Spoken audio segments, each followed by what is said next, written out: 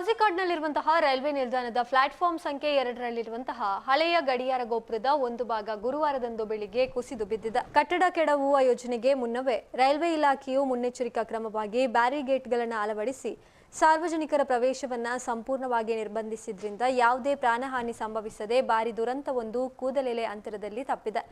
Railway ಅಧಿಕಾರಿಗಳ ಮಾಹಿತಿಯ ಪ್ರಕಾರ ಅತ್ಯಂತ ಹಳೆಯದಾಗಿದ್ದ ಈ ಗಡಿಯಾರ ಗೋಪುರವನ್ನು ಕೆಡವಲು ಇಲಾಖೆ ಈಗಾಗಲೇ ನಿರ್ಧರಿಸಿತ್ತು. ಬುಧವಾರವಷ್ಟೇ ತಾಂತ್ರಿಕ ತಂಡವೊಂದು ಜಂಟಿ ಪರಿಶೀಲನೆಯನ್ನು ನಡೆಸಿತ್ತು. ಆದರೆ ಕಳೆದ ಕೆಲವು ದಿನಗಳಿಂದ ಈ ಭಾಗದಲ್ಲಿ ಸುರಿತಾ ಇರುವ ಭಾರೀ ಮಳೆಯಿಂದಾಗಿ ಕಟ್ಟಡದ ತಳಪಾಯ ಮತ್ತಷ್ಟು ದುರ್ಬಲಗೊಂಡಿದ್ದು ಗುರುವಾರ ಬೆಳಿಗ್ಗೆ 11 ಗಂಟೆ ಸುಮಾರಿಗೆ ಏಕಾಏಕಿ ಕುಸಿದು ಬಿದ್ದಿದೆ. ಪ್ಲಾಟ್ಫಾರ್ಮ್ನ ಆ ನಿರ್ದಿಷ್ಟ ಭಾಗದಲ್ಲಿ ಪ್ರಯಾಣಿಕರ ಸಂಚಾರವನ್ನ ಮೊದಲೇ ನಿರ್ಬಂಧಿಸಿದ್ವು. ಆ ಒಂದು ಮುನ್ನೆಚ್ಚರಿಕೆಯ ನಿರ್ಧಾರ ಇಂದು ನೂರಾರು ಜೀವಗಳನ್ನು ಉಳಿಸಿದೆ ಎಂದು ಕೋಝಿಕೋಡ್ ರೈಲ್ವೆ ರಕ್ಷಣಾ ಪಡೆ ಅಧಿಕಾರಿ ತಿಳಿಸಿದ್ದಾರೆ. ಇನ್ನು ಗೋಪುರ ಕುಸಿತದ ಸಂದರ್ಭದಲ್ಲಿ ಮಧ್ಯಾಹ್ನ 2 ಗಂಟೆಗೆ ಹೊರಡಬೇಕಾಗಿದ್ದ ಕೋಝಿಕೋಡ್ ಕಣ್ಣೂರು ಪ್ಯಾಸೆಂಜರ್ ರೈಲು ಅದೇ ಪ್ಲಾಟ್ಫಾರ್ಮ್ ಸಂಖ್ಯೆ 2ರಲ್ಲಿ ನಿಂತಿತ್ತು.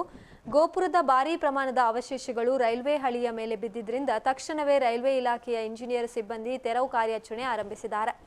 ಹಳಿಗಳು ಮತ್ತು ಪ್ಲಾಟ್ಫಾರ್ಮ್ಗಳಿಂದ ಅವಶೇಷಗಳನ್ನು ಸುರಕ್ಷಿತವಾಗಿ ತೆಗೆದುಹಾಕಲು ಅನುಕೂಲವಾಗುವಂತೆ ಪ್ಲಾಟ್ಫಾರ್ಮ್ 1 ಮತ್ತು 2ರ ಮೇಲಿನ ಓವರ್ ಹೆಡ್ ವಿದ್ಯುತ್ ಮಾರ್ಗಗಳನ್ನು ತಾತ್ಕಾಲಿಕವಾಗಿ ಕಡಿತಗೊಳಿಸಲಾಗಿದೆ.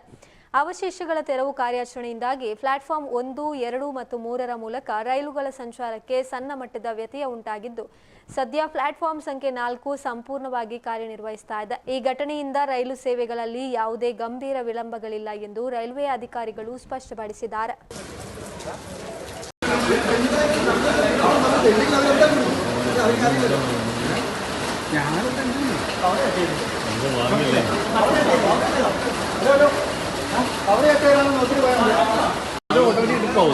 പക്ഷെ അല്ലാതെ എടുക്കാൻ പറ്റില്ല.